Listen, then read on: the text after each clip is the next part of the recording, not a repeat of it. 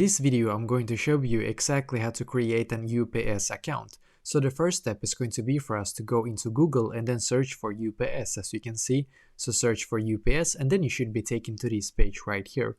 Now I'm just going to scroll down and then I'm going to choose this result right here, as you can see. So choose this result and now you should be taken to the official UPS website, as you can see. And now when you're on the official UPS website, then what you're going to do is to actually click on login. But even if you don't have an account, you can click on login right here, because then you should be taken to this page right here.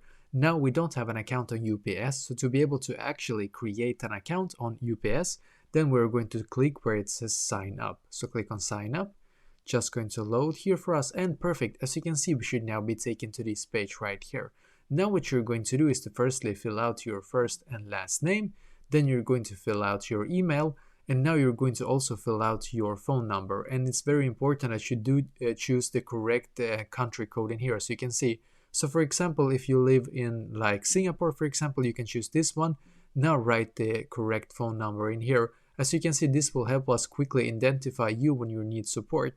And after that, you will need to also create a username. So your username needs to be 1 to 16 characters long, as you can see. And there's also a couple of guidelines to be able to actually follow to have a username, as you can see.